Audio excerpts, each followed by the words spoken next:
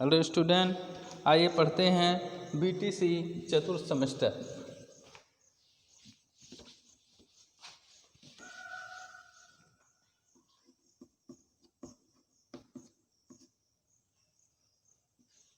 इसके अंतर्गत हम लोग दर्शन को पढ़ रहे हैं और आज हम लोग पढ़ेंगे स्वामी विवेकानंद जी का दर्शन। स्वामी विवेकानंद, स्वामी विवेकानंद को हम लोग पहले पढ़ चुके हैं, सेकंड सेमेस्टर में नहीं पढ़े हैं तो हम वीडियो जब बनाएंगे इनकी जीवनी से संबंधित उसको पढ़ेंगे। स्वामी विवेकानंद जी का दर्शन कि स्वामी विवेकानंद का दर्शन के प्रति क्या झुकाव था, क्या लगाव था। स्वामी विवेकानंद जो शंकराचार्य का एक वेदांत दर्शन था,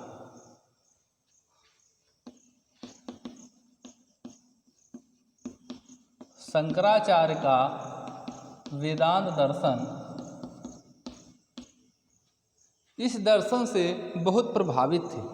इसमें क्या था, वेदांत दर्शन में ये था कि जितने भी चारों वेद हैं सबके निचोड़ करके एक समीक्षा करके एक समालोचना करके देखना वेदांत दर्शन कहलाता है।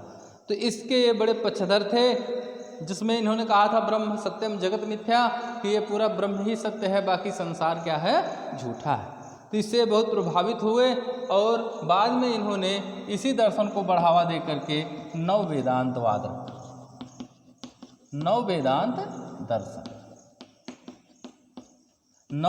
दर्शन ये स्वामी विवेकानंद।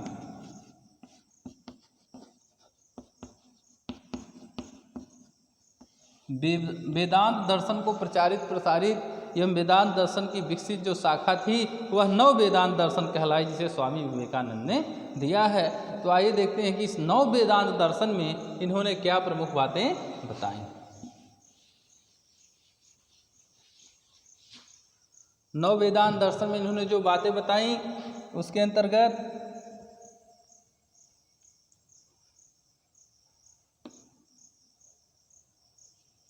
ब्रह्म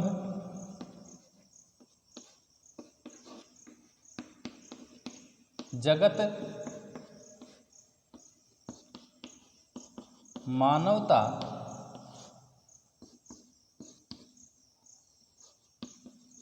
आध्यात्मिक एकता और सत्य का ज्ञान।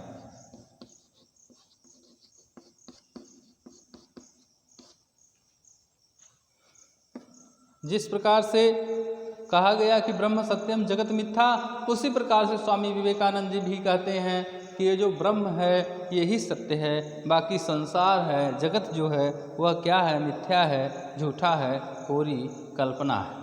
तो उसी प्रकार से इन्होंने ब्रह्म को परिभाषित किया है। ब्रह्म जो इनका ईश्वरीय तत्व है, ये कह रहे हैं वही सत्य है, बाकी सब झूठ है। जगत में इन्होंने दो प्रकार के जगत बताए हैं, एक अंतः जगत और दूसरा बहिर्जगत।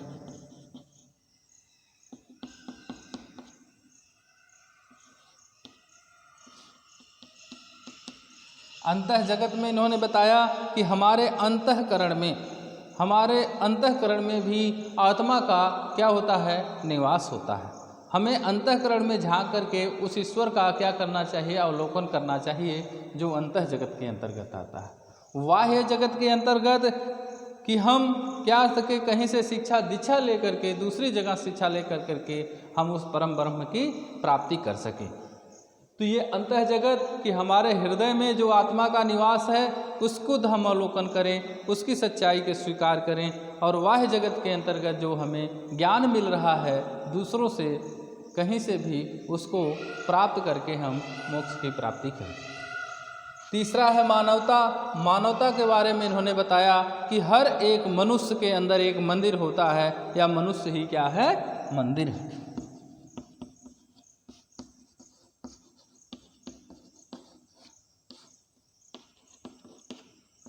मनुष्य ही मंदिर है और उस मंदिर में आत्मा रूपी देवता या ब्रह्म का क्या होता है, निवास होता है। चौथा, आध्यात्मिक योग्यता इन्होंने बताया विभिन्न प्रकार के ईश्वर इस संसार में नहीं हैं, बल्कि एक ही ईश्वर है जो हम सबको उस ज्ञान के सूत्र में, उस एकता के सूत्र में बांधे हुए है या ये पूरी सृष्टि का संचालन कर रहा है। तो आध्यात्मिक एकता का मतलब कि बहुत सारे देवी देवता नहीं हैं, बल्कि ईश्वर से संबंधित एक ही ऐसा तत्व है जिसकी हमें पूजा करनी चाहिए। पांचवा है सत्य का ज्ञान। हमेशा सत्य का ज्ञान करना चाहिए, झूठ की तरफ कभी भागा नहीं जाता है। हमेशा सत्य का अनुसरण करना चाहिए, सत्य की खोज करनी चाहिए और सत्य के प्रति ही हमारा लगाव रहना चाहिए। तो इस प्रकार से इन्होंने ब्रह्म जगत, मानवता, आध्यात्मिक एकता एवं सत्य के द्वारा अपने दार्शनिक विचार, नव वेदांत दर्शन में अपने दार्शनिक विचार व्यक्त किए। इसके अतिरिक्त इन्होंने दर्शन के तीनों तत्वों का या तीनों स्वरूपों का जिक्र किया है। तो जो दर्शन के तीनों स्वरूप हैं, तत्व मीमांसा,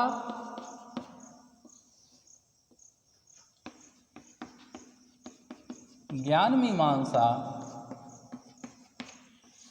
और आचार मीमांसा।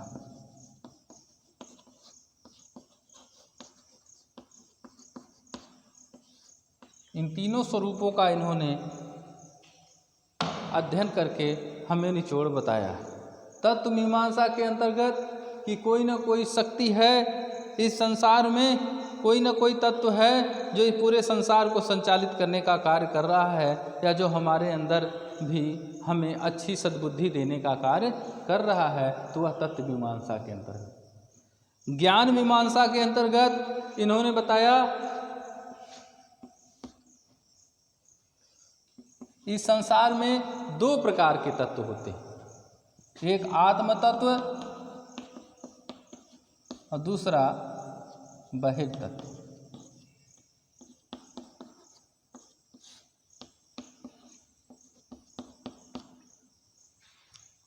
आत्म तत्व अर्थात हमारे अंदर, हमारे शरीर के अंदर कोई न कोई ऐसी शक्ति है जो हमें सच और झूठ से पर्दापाश करती है, सच और झूठ का ज्ञान कराती है, वह आत्मा है। या हमारी आत्मा ही हमारा क्या है, आत्म तत्व है, या हमारे अंदर छुपी हुई सात्विक प्रवृत्तियां ही हमारे आत्म तत्व के अंतर्गत आती है।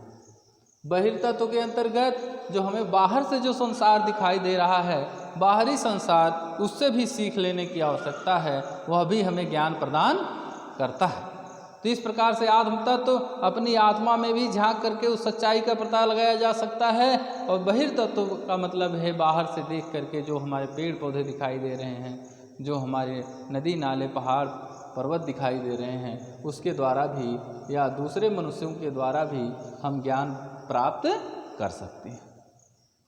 तीसरा है आचार मीमांसा, जिसे नीति मीमांसा के नाम से भी जाना जाता है, कि यह क्या करती है, यह चरित्र, शुद्ध चरित्र की ओर हम ले जाती है, शुद्ध सात्विक ज्ञान प्रदान करती है तथा मनुष्यों से प्रेम करना, सहयोग करना, मिलजुल करके रहना सिखाती है, या हमारे अंदर अच्छे अच्छे विचारों का समावेश करती है। ये हमारा आचार मीमांसा जी। तो हमने देखा दर्शन के तीनों स्वरूपों का अध्ययन इन्होंने किया था। तत्व मीमांसा के अंतर्गत बताया कि संसार में एक ही तत्व है जिसके द्वारा हमें अच्छे और बुरे का ज्ञान होता है, जिसको हम पूजते हैं, जिसको हम मानते हैं। दूसरा है ज्ञान मीमांसा का मतलब हम ज्ञान प्राप्त कर सकते हैं। कैसे कर सकते हैं? आत्म तत्व के द्वारा हमारे अंदर जो आत्मा रूपी शक्ति है वह हमें सच्चाई से अवगत कराती है, और बाहर जो संसार की समस्त वस्तुएं हैं वह भी हमें कुछ न कुछ ज्ञान देती हैं। आचार मीमांसा के अंतर्गत हम अपने चरित्र को साफ सुथरा एवं स्वच्छ रख सकते हैं, हम दूसरों से अच्छा बोल सकते हैं, दूसरे से मिलजुल करके रह सकते हैं, हमारे अंदर अच्छे विचारों का समावेश हो सकता है। तो ये हमारी आचार मीमांसा। ये था स्वामी विवेकानंद का दर्शन।